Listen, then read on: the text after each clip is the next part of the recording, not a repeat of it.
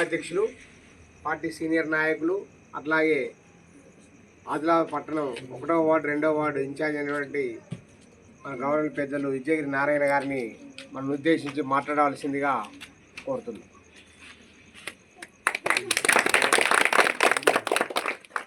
ఆదిలాబాద్ పట్టణ ప్రజలకి, అన్నలకు, అక్కలకు అందరికి కూడా బీఆర్ఎస్ పార్టీ తరపున పేరున విజ్ఞప్తి చేస్తూ ఉన్నాం. మరొక్కసారి ఆదిలాబాద్లో ఎన్నికల సందడి కనబడుతూ ఉన్నది. ఈ ఎన్నికలు వచ్చిన సందర్భంగా అనేక రాజకీయ పార్టీలు, అనేక మంది మన దగ్గరకు వచ్చి మనల్ని ఓట్లు అడుగుతూ మా పార్టీ అభ్యర్థిని గెలిపించాలని చెప్పి ప్రాధేయపడతారు. గతంలో ఒక్కనాడు కూడా మన సమస్యలు పట్టించుకోని వాళ్ళు, మన గురించి ఒక్కనాడు ఆలోచించిన వాళ్ళు ఇవాళ ఎన్నికల సందర్భంగా కొత్త ముఖాలతోని, కొత్త జెండాలతోని మన దగ్గరికి వచ్చి ఓట్లు అడుగుతారు. ఇవాళ అడవిలో ఉన్నటువంటి సింహాలు, తోడేళ్ళు, నక్కలు అలాంటి వ్యక్తులు ఇలా కొత్త జెండాలతో మన ముందుకు వస్తారు. మనం వాళ్ళ మాటలు విని మర్చిపోవద్దు.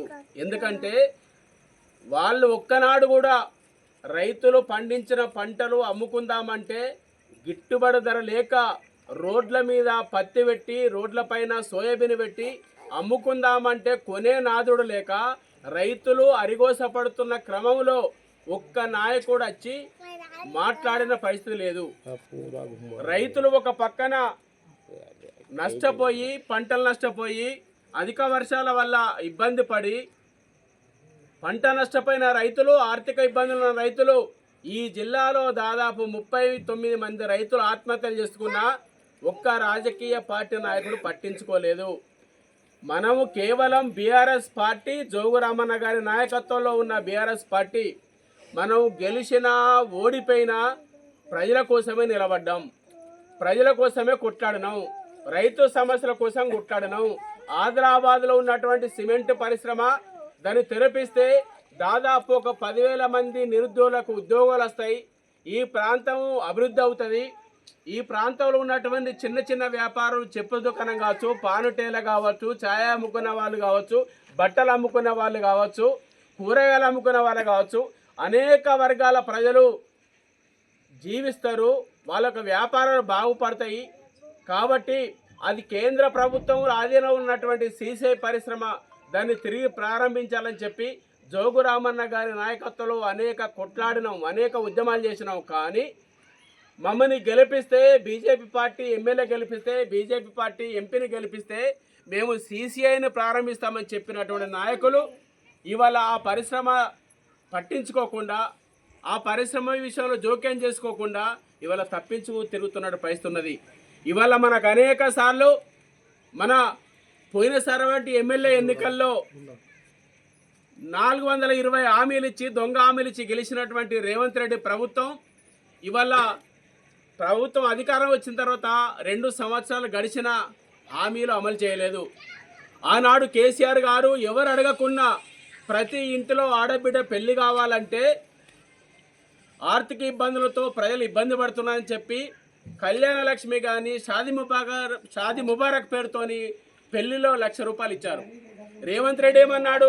కేసీఆర్ ₹1,00,000 ఇస్తున్నాడు, నన్ను సీఎం చేస్తే, కాంగ్రెస్ పార్టీ ప్రభుత్వం వస్తే ₹1,00,000తో పాటు తులం బంగారం ఇస్తా అన్నాడు. ఇలా తులం బంగారం రేట్ ఎంతనో తెలుసా? ₹1,85,000 ఉంది. ఒక్క కేసీఆర్ ఇలా రేవంత్ రెడ్డి సీఎం అయిన తర్వాత ఒక్క ఆడబిడ్డకైనా తులం బంగారం పెట్టిండా? అంటే రేవంత్ రెడ్డికి తులం బంగారం దొరుకుతలేదా? ఒక్కరికైనా ఇచ్చిండా? అంటే కేవలం అబద్ధమాటలే. అదేవిధంగా చదువుకునే పిల్లలకు విద్య భరోసా కార్డు ఇస్తానన్నాడు. చదువుకునే ఆడపిల్లలకు అందరికీ స్కూటీలు ఇస్తానన్నాడు. ప్రతి ఇంటిలో ప్రతి మహిళలకు కేసీఆర్ ముసలవ్వలకే పింఛని 2,000 పింఛన్ ఇస్తుండు. నన్ను గెలిపిస్తే, కాంగ్రెస్ ప్రభుత్వం అయితే ముసలవ్వలకు 2,000 పింఛన్తో పాటు ప్రతి మహిళకు నేను 2,500 మహిళలకు ఇస్తానని చెప్పిండు. ఇప్పటి వరకు కూడా అమలు చేయలేదు. కేవలం దొంగ మాటలు, అబద్ధాల మాటలు, లంగ మాటలు, లఫంగ మాటలతో అధికారం వచ్చిన రేవంత్ రెడ్డి ఏమాత్రం కూడా 420 420 హామీలు ఇచ్చి ఆ మూటనే 400 దొంగల మూట. కాబట్టి మనం ఇప్పటికైనా మనం అర్థం చేసుకొని మరొక్కసారి మన తెలంగాణ ప్రభుత్వాన్ని మన బాబు కేసీఆర్ గారు గెలిపించుకుంటేనే, మన జోగురామన్న గెలిపించుకుంటేనే మళ్ళీ మనం ఇచ్చినటువంటి హామీలు అమలవుతాయి. ఇవాళ ఇక్కడ వార్డులలో కౌన్సిలర్ను గెలిపించుకోవడం అంటే జోగురామన్న గారిని గెలిపించుకోవడము. వార్డులో కౌన్సిలర్ని గెలిపించుకోవాలంటే మళ్ళీ మన బాపు కేసీఆర్ని గెలిపించుకోవడము.